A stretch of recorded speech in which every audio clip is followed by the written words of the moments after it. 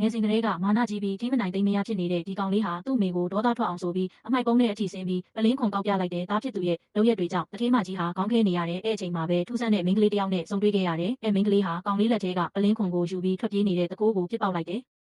တခိုးကဒေါသနဲ့ပြန်ချဖို့လုပ်ပေမဲ့မိန်းကလေးကတော့အေးအေးဆေးဆေးပဲလူမိုက်ကိုနှိမ်နှင်းလိုက်တာကိုမြင်လိုက်ရတဲ့တထေးမကြီးဟာငါသားကိုစုံမနိုင်မဲ့သူတော့တွေ့ပြီလို့တွေးမိသွားတယ်တိုက်တိုက်ဆိုင်ဆိုင်ပဲအဲ့ဒီတခိုးခိုးသွားတာကမိန်းကလေးရဲ့အဖွားဖြစ်သူဆေးဖို့အတွက်စုထားတဲ့ပတ်စံတွေဖြစ်နေတယ်ဆေးရုံရောက်တဲ့အခါခွဲစိတ်စရိတ်ကဒေါ်လာ2သိန်းတောင်ကုန်ကြမယ်ဆိုတော့စင်းရဲတဲ့သူတို့မြေးဖွားအတွက်အခက်တွေ့သွားခဲ့တယ်အဖွားဖြစ်သူကကုသမှုကိုလက်လျှော့ဖို့ပြင်ပေမဲ့ညီမလေးကတော့နီးလန်းရှာမယ်ဆိုပြီးပြောလိုက်တယ်ဒီအချိန်မှာတထေးမကြီးကငါခွဲစိတ်စရိတ်အကုန်ခံမယ်ဒါပေမဲ့တခုတော့ပြန်လုပ်ပေးရမယ်ငါသားကိုစာတင်ပေးပါဆိုတဲ့ကမ်းလှမ်းချက်ကိုအဖွားအတွက်ကြောင့်မိန်းကလေးကသဘောတူလိုက်တယ်တထေးအိမ်ကိုစရောက်တဲ့နေ့မှာတင်ကောင်လေးကစပွဲပေါ်တက်ပြီးစာအုပ်တွေကိုဆွဲဖြဲနေတာနဲ့တိုးလိုက်တယ်မိန်းကလေးကကြက်မွေးတံကိုယူပြီးသူ့ကိုယ်သူကျူရှင်ဆရာမလို့မိတ်ဆက်ပေမဲ့ကောင်လေးကတော့ပြည့်ရည်ပြူလုံး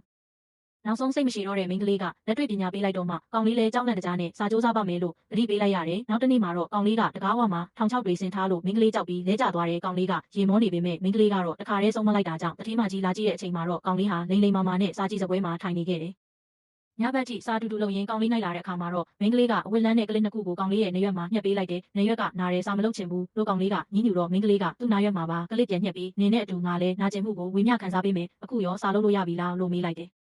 ကောင်လေးဟာဒီမိန်းကလေးရဲ့လုပ်ရက်ကြောင့်အံ့ဩသွားပြီးစိတ်ရင်းနဲ့စာလုပ်ပါတော့တယ်ဒီလိုနဲ့သူတို့နှစ်ယောက်ကြားမှာတန်ရောစင်တွေစတင်အမြင့်တွေလာခဲ့တယ်ခွဲစိတ်မှုအောင်မြင်ပြီးအဖွားဖြစ်သူကျမ်းမာရေးပြန်ကောင်းလာတဲ့အခါမှာတော့မိန်းကလေးဟာတာဝန်ပြီးဆုံးလို့နှုတ်ဆက်ရမယ့်အချိန်ရောက်လာတယ်တထေးမကြီးကသူ့သားနဲ့ကြောင်းတူတူတက်ဖို့ခေါ်ပေမဲ့မိန်းကလေးကတော့အိမ်မှာအဖွားကိုပြုစုရမှာမို့ညှင်းပယ်ခဲ့တယ်